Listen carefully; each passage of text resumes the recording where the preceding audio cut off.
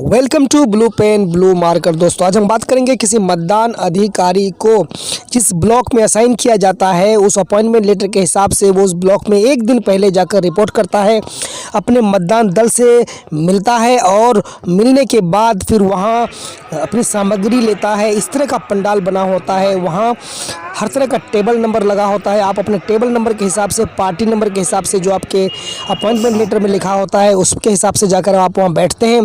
आप सारे लोग वहाँ मिलते हैं, मिलकर सारे अपने जो भी आपका सामग्री होता है उसका मिलान करते हैं और मिलान में कोई त्रुटि होती है तो वो जाकर आप वहाँ से बदल लेते हैं या फिर उसको चेक कर लेते हैं कि सारा सामान हमको मिला हुआ सही से मिला हुआ है या नहीं है। उसके बाद उसी टेबल पर आपको अटेंडेंस आपका लिया जाता है और उसके साथ साथ आपको बैच भी मिलता है जिसको हम आइडेंटिटी कार्ड कहते हैं, जिसको पहन करके आप वोटिंग करेंगे। और आप सब कोई अपना अपना सामान ले करके प्रिजाइडिंग जिसको जो सामान देता है वो अपना अपना घर को चला जाता है या कोई बूथ पे भी जा सकते हैं।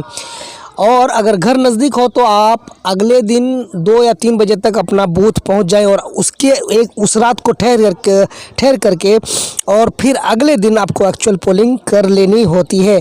अब यह प्रॉब्लम यह आता है दोस्तों कि अगर किसी मतदान अधिकारी को या किसी मतदान दल को अगर रिज़र्व कैटेगरी में रखा जाता है तो वहाँ परेशानियाँ उत्पन्न हो जाती है। परेशानियाँ किस तरह की होती है कि मान लीजिए अगर आपको रिज़र्व में रख दिया गया तो वहाँ अगर आप जाकर बोलेंगे सर मेरा रिज़र्व में है तो फिर आपको परेशानी ये होने वाली है, पैसा तो आपके अकाउंट में आ जाता है लेकिन आपको 4 बजे शाम तक या 5 बजे शाम तक वेट करना होता है जब तक सारा कुछ ना क्लियर हो जाए। उसके बाद अगर कहीं ना कहीं अगर कुछ बचा हुआ है तो आपको वो ड्यूटी मिल जाती है, नहीं तो आपको ड्यूटी नहीं मिलती है। फिर आपको वहीं का वही ब्लॉक हेडक्वार्टर्स में तीनों दिन आपको वहाँ रिपोर्ट करना पड़ता है। तो उससे अच्छा है कि आप रिज़र्व में ना रहें, बेटर है कि आप कहीं आपको कहीं ड्यूटी लग जाए तो ज़्यादा अच्छा है। चलिए अब हम बात करते हैं कि जब आपको सारा सामान मिल जाता है तो प्रेसिडेंट के साथ बैठ करके P1 P2 P3 ABC जो भी है अपना अपना जितना भी सामग्री है उसको आप उसका मिलान कर लीजिए। उसका मिलान इस तरह से कीजिए कि उसमें एक चेकलिस्ट दिया होता है, उस चेकलिस्ट के हिसाब से 1 बाई 1 1 2 3 4 5 करके सब कुछ दिया होता है कि उसमें क्या क्या मिला हुआ है।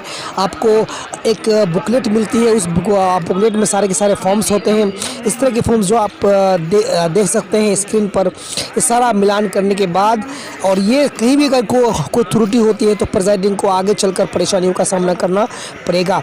इसलिए आप इसको मिलान कर लीजिए। मिलान करने के बाद सबको जब संतुष्ट हो जाएं तो फिर आप अपने अपने घरों की तरफ रवाना हो जाइए या बूथ की तरफ जाना चाहते हैं तो बूथ की तरफ चले जाइए या फिर अगले दिन जाना तो होगा तो 2 से 3 बजे के बीच में आप अपने बूथ में पहुंच जाइए। फिर अगले दिन आपको मतदान करना होगा, आपको मेंटली तैयार रहने की ज़रूरत है।